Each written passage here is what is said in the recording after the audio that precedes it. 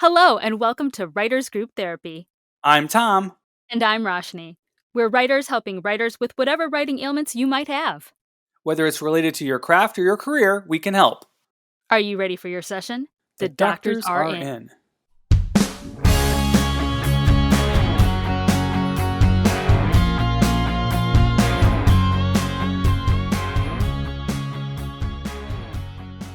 Today we have Duffy Boudreau with us. He is a staff writer on the animated show Big Mouth, the docuseries Documentary Now, and the Marvel Hulu series Hit Monkey. He recently wrapped up 4 seasons of the HBO Max show Barry as co-executive producer, having also served as a staff writer and executive story editor. The series received over 50 Emmy nominations, one for him personally for outstanding writing in a comedy series in 2022 for his episode 710 North. Welcome to the show, Duffy. Hi, thanks for having me on. Great to have you. We usually like to start where we go back to the beginning and learn about the writer's journey, which in your case, I know you grew up with Bill Hader in Oklahoma, so I sense there's going to be some circularness to this story, around what you've done over the years to get to where you are now. But we'll go back and see what happened. So you started, how did you start writing, and how was Bill involved in that, if he was at all? I think it was just, we met when we were in high school, and we felt very lucky to kind of find each other. This was pre-social media days in Tulsa, Oklahoma, so that was pretty quiet. Tulsa wasn't as cool as it is now. But we kind of just met and bonded over movies, and, started a kind of a lifelong friendship based on that. But then after that, kind of took different paths. He immediately kind of moved out to Los Angeles to try to make it happen. And I had this really strange path of kind of trying everything other than writing.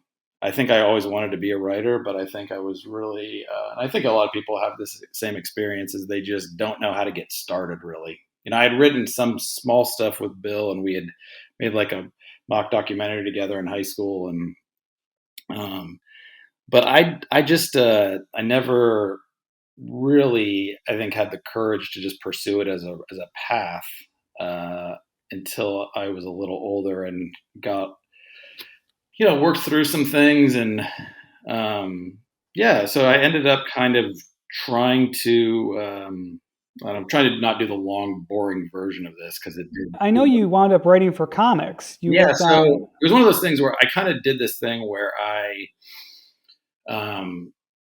was, again, trying my best to do everything but writing, because I think I was a little afraid to do it, as a career. And I ended up making this giant mistake, which ended up being the best thing I ever could have done, which in my 20s, I was working at just restaurants and worked at a tree service, and then I decided, I'm going to go to law school, which was the worst idea ever. And because it's something I'd never really wanted to do it. I think I was just trying to do it as, to avoid doing other things. And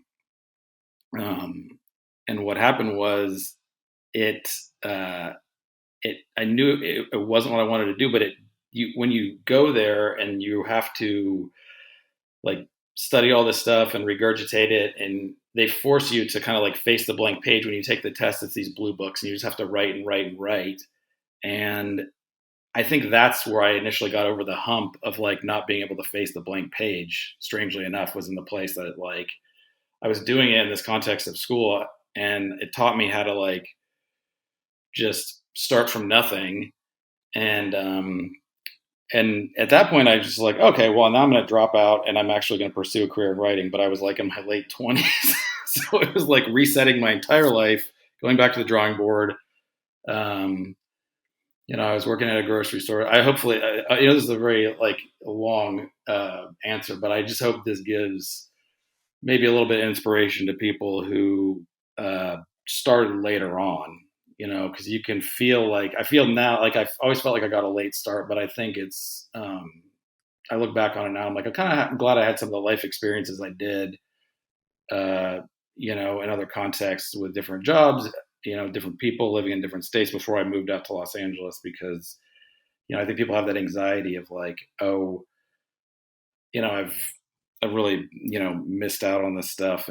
But I guess what I'm saying is don't be afraid if you have to start late. But my first writing job that I actually got professionally was, I was living up in Seattle. There was a lot of comic book writers up there. And I ended up just kind of falling in with some other writers, talking about, how you naturally do it. You talk about movies that you love, shows that you love, and just hanging out with these guys and women. I just ended up kind of starting to write comics. And that was not something I thought I would ever do, but I learned a ton from it. So I think that was like, I look back on it, was really valuable. Again, a time in your life when you're like confused about what you're doing, just sometimes you have to like fight through those periods and just be like, take from that what you can use later on. And I think like writing comics, to me, the most important thing that I took from it that I use later on in TV writing is, it was the first time I worked with editors, and you like have to learn how to take a bunch of notes or learn how to like get notes and then integrate it and change things and kind of make everyone happy. And that's just a very important thing, I think, for a lot of people when they get into writers' rooms for the first time, just because it is such a collaborative thing, and figuring out how you like fit in, how you can help. I don't know. There's just a bunch of stuff that people don't tell you about when you first get into a writer's room, and you kind of have to learn by going. I think like the experience of having, written in comics and having to deal with editors and, doing rewrites and stuff like that, that really, and that collaborative process really helped in the TV context. So you were like maybe 80-90% of the way there. I was going to ask, what was the transition from comics into scripted narrative like? Obviously, you had, editors and other people looking at your stuff, but what else Well, as far as like the jump? at the time, it was strange because I was writing the Halo comic. I was like writing sci-fi comics, and I was like, well, I've always wanted to like write comedy, and I was writing this stuff on the side, and I was writing like kind of just writing features, just for my own, just like learning how to write and exploring stuff and finding my voice in that. But comics were paying the bills, and I thought, well, this is a very strange kind of place I've ended up. But I want to be grateful for it, but it didn't feel like the place I really wanted to be. And I ended up, so Bill and I have always been close, and always just kept contact, and even if we lived in other places, and we always talk about the stuff that inspires us, whether like books, music, movies. And so we've just had this friendship that's like lasted been over the phone for a lot of our lives. And so when he just got off SNL, he had just started working on Documentary Now. And he was telling me about it, and I just thought it was like the coolest idea for a show, because we're both kind of like film people, so the idea of doing these kind of not satires, but almost like parody homages to the great documentary sounded so cool to me. But I also thought like there's no way I would ever work on this show, because they've got Mulaney, they've got Seth, they've got Fred, they've got like Eric Kenworth, they've got a great core group of writers on the show. And it was never something I just assumed, but we just happened to be talking about one episode, and it turned out it was the Vice episode.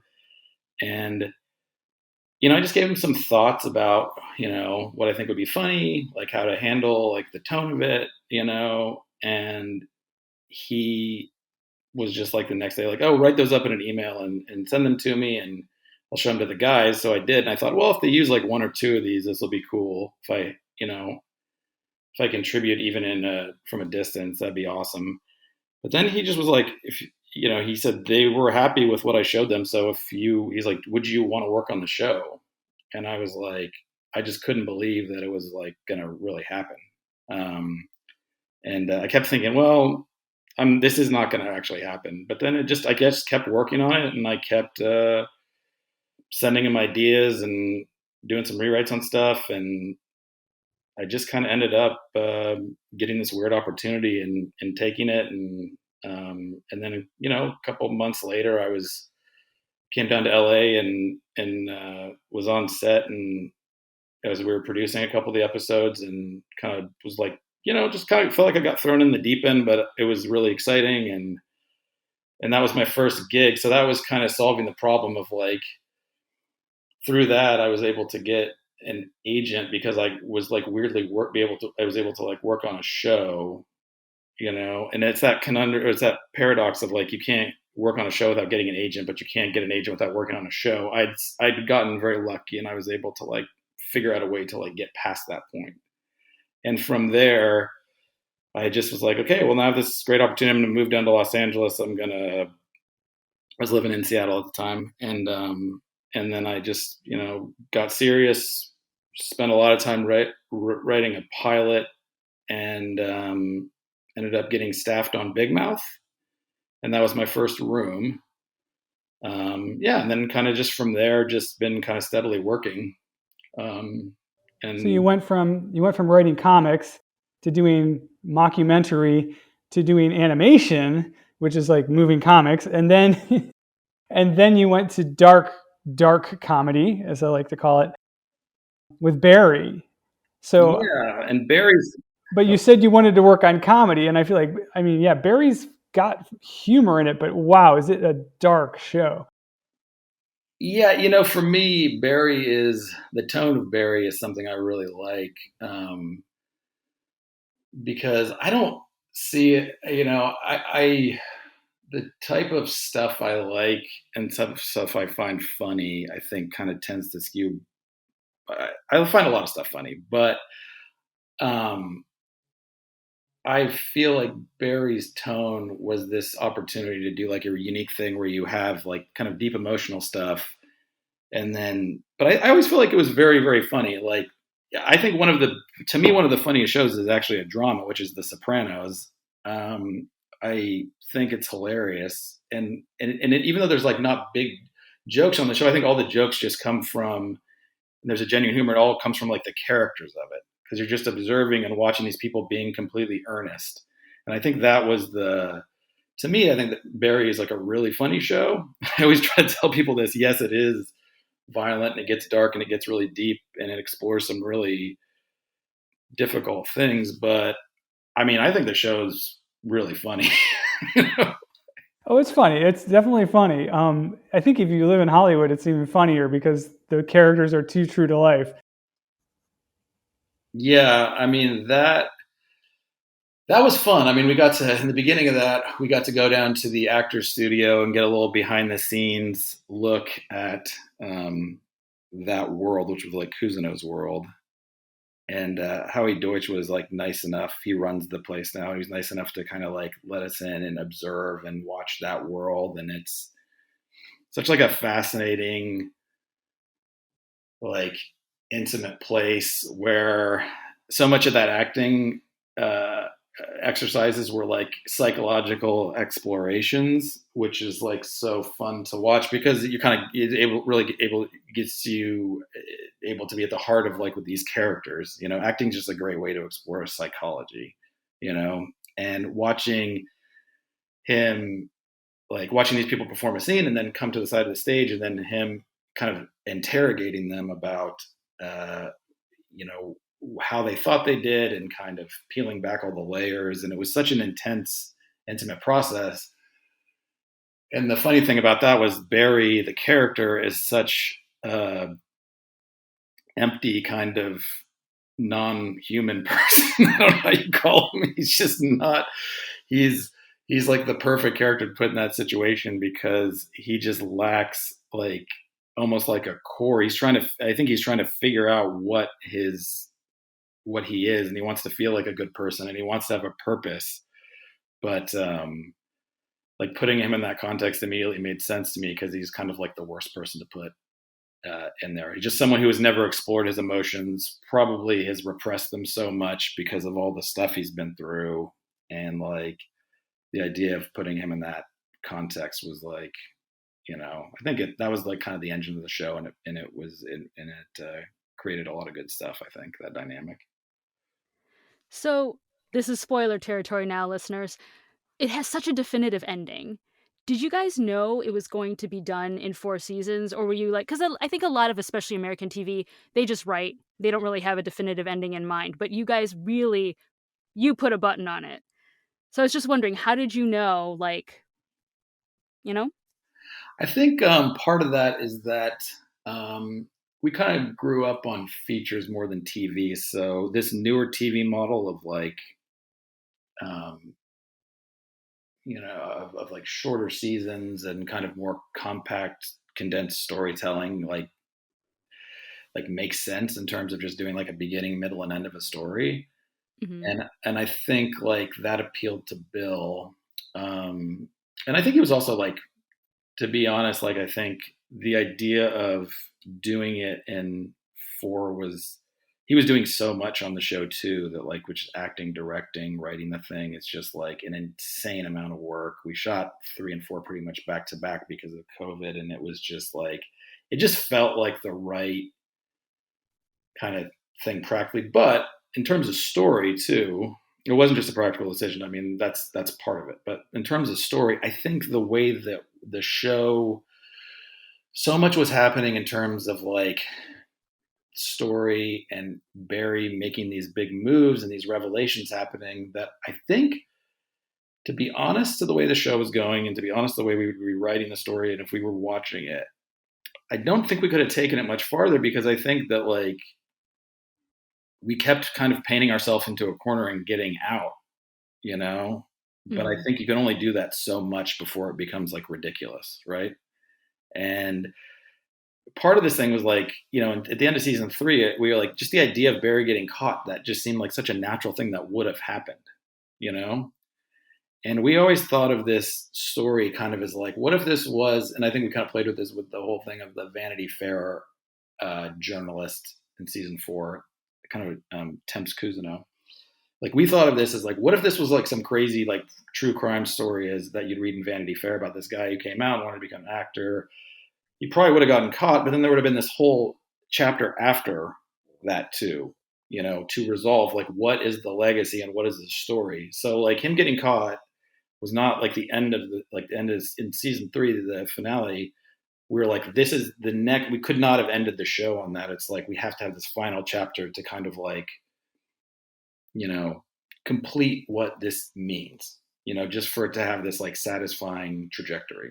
Does that make sense? Oh, it totally does, yeah. I mean, and I think especially now with streaming, people are kind of going more to, like, filmmaking style of writing where it just doesn't keep going forever, but it has, like, a definitive arc for the entire, season. So, I was just wondering, though, because, like, I mean, again, without spoiling it too much, there's really no coming back from that ending.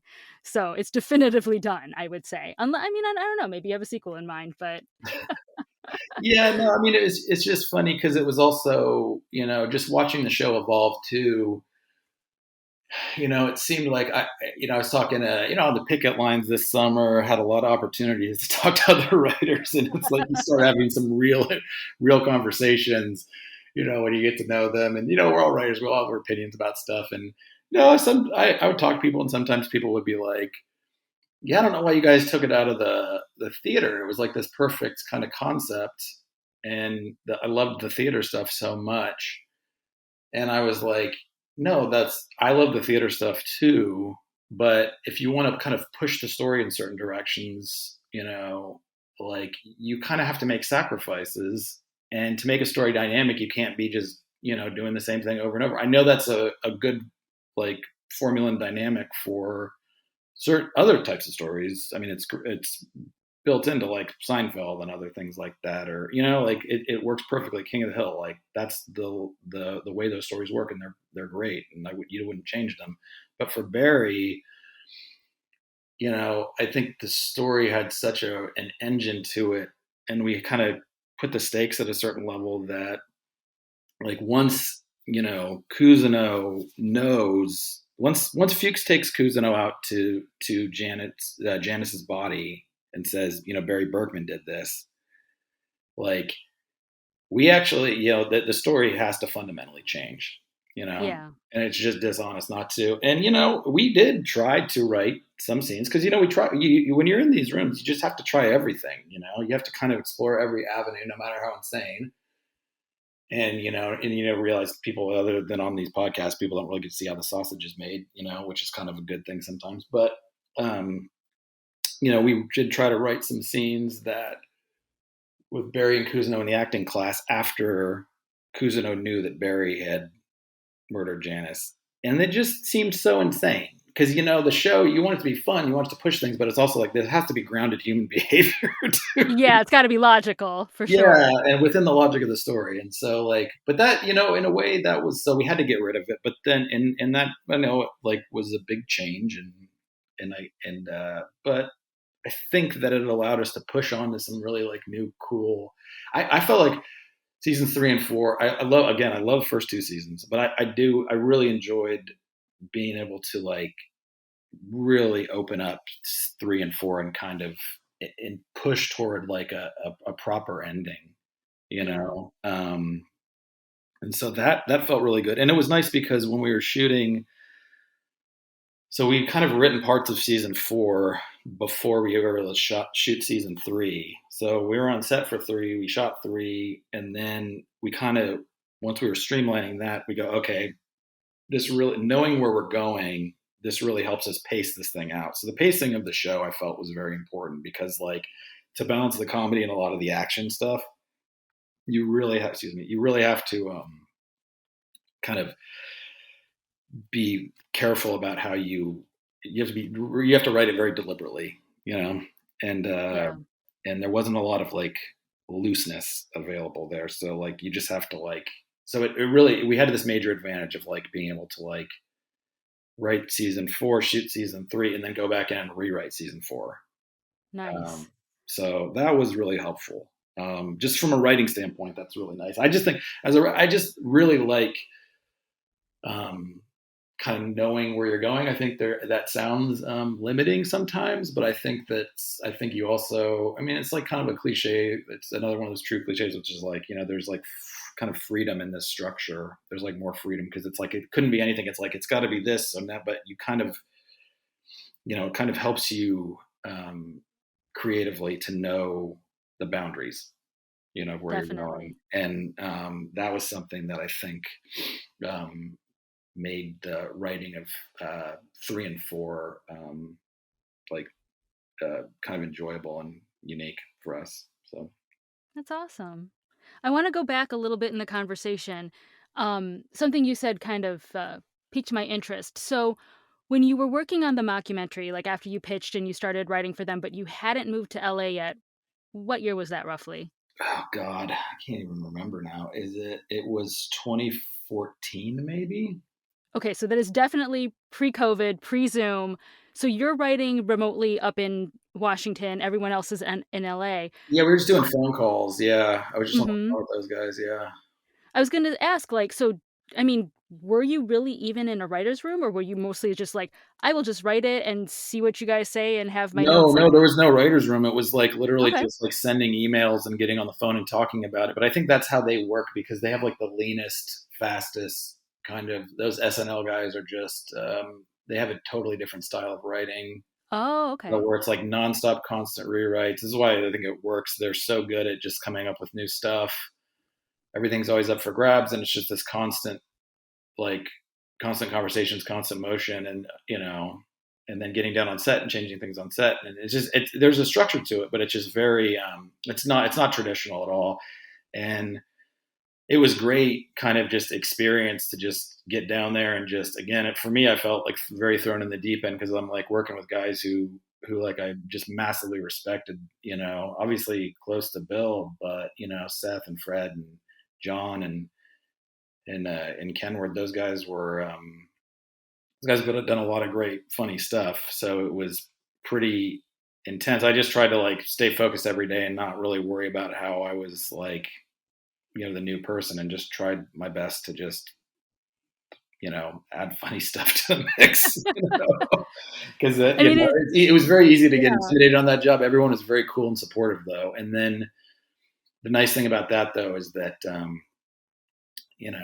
I did get a little lucky on that because I think it was the SNL 40th was happening, so I think a lot of those guys were getting kind of pulled in that direction too. So it was there was extra work to be had. So it was just one of those very lucky opportunities where I was okay, I happen to be here at the right time when they actually need an extra person who's really willing to get in there do this stuff because I was like so hungry for an opportunity. And then Big Mouth was the first like proper room that I got in, and Okay. that was a really fun room. I mean, it was an intense room in the sense of like going from like working with like one or two people on the phone and just kind of sharing like rewrites over email. Like that was Big Mouth was a full on kind of like joke room. The way Andrew Goldberg was and Nick Kroll were running that room, and Jen and Mark, they, you know, it was more like the traditional animation style, of like, you write the script, you like, or you're like, just there's a lot of freedom in pitching, and then doing these very detailed outlines, and then kind of like pitching out the outline, and then the draft comes up, and then you put the draft up, and then you do joke passes, and and it was just full of super talented comedians. Um, See, I wanted to ask you about that because you got, like you said, thrown into the deep end here, and you had experience on Big Mouth and Documentary Now, but over the course of 5 to 6 years on Barry, you went from staff writer to senior story editor or executive story editor to co-executive producer. And how did that transition? How did you feel going through that? Which of the roles did you like the best? I was gonna feel like, to me, I don't really think about that stuff. I mean, I started off as executive story editor because I did have some experience, in a couple with Doc Now and then Big Mouth, and I think you don't really think about your title so much as like just kind of going in the room and just trying to be as like contribute as much as possible. And I think, like I never really felt like my role changed on my role, but well, okay, my role did change in terms of like what I was like aiming to do. I think the first couple of seasons I was more of a traditional just writer, and I think because I was like writing like good drafts, I think that always helps. Like I think if any advice I could give, if people are like trying to find practical advice on um, from this podcast or whatever, is like when you're working for a showrunner, look at the way they write their drafts. Look at the way the senior writers write their drafts. There was another senior writer. Both Bill and Alec wrote really strong drafts. Liz Sarnoff, who was like our co-showrunner, she's an amazing writer who wrote on like Lost and Deadwood. She came over to Barry because she knows the story so well, and she was like this extra secret weapon. Like I looked at her drafts too. She writes amazing drafts. You can just learn so much when you're first starting out, looking at the drafts of kind of the top level writers, and just try to absorb as much of that as possible. And that style and that structure, it's not. I don't think it's like going to be limiting for your own style. It's just like learning a new style, because each time you're in a room, you have to kind of write a different style of script if you're going to be working for people. So I think for me, I think one advantage that I had was I was like, I feel like I was writing strong drafts on that show. And if you write strong drafts, they just give you more work, you know? And, Cool. and I also felt like I kind of like, again, it helps too, because I've kind of a similar taste as Bill. We like kind of the same stuff. So it's like, you always want to be pitching things in the same kind of like, it helps to have that too. I mean, in terms of like being in the world of like where your pitches live, like, because I think this is kind of speaks to maybe like another thing that might be helpful in terms of like advice for writers is like, so I was able to see post COVID, because there was just like a shakeup of like, you know, um, just personnel. I was able to like get, like, I think I worked on set a lot more. I was on set for all of season 3 and on season 4. And, I just the reason why I bring this up is I'm just saying that like I think if you get that opportunity as a writer, it's one thing to be in the room and like learn the dynamics of the room. That's super important, but it's so important to just get that production experience and just be there every day, watch the process, kind of like learn how everything works, try to be involved in as much as possible. And that actually you take stuff from production that will make you such a stronger writer too. And I think that like that was such an indispensable part of my experience. And like, plus I think just being on set is more fun too. I mean, the writer's room is, you're extremely lucky if you're in a writer's room. But because like hard work, because a lot of times you're just banging your head against the wall and going through ideas that aren't working, and you're trying to sort the ones out that that have some value, and it's an arduous process. And it's not. I think people kind of tend to romanticize a little bit and be like, oh, you're all hanging around, everyone's like loving ideas and stuff. It can be pretty intense, but I think like if you get the stuff right, and then you go to, once it's time to produce it, like that's when kind of the set is when like the magic kind of happens, and you're seeing this stuff come to life, and you see what you need, what you don't need, what works, like seeing it all in practice. There's no substitute for doing that. So I mean, I would just say to like any younger writer out there that's like listening to this, like the second that you get the opportunity to be on set, just take it, and just you'll learn so much, you'll have so much fun, and you'll feel, yeah, and it'll make you a better writer when you're back in the room. So Yeah, I learned a lot being on set when I produced some of my own shorts. Roshni was there; she knows. It's a different beast, but you do learn a lot. yeah. Yeah. So what's next for you, Duffy? How do you follow up your success with Barry? What are you working on?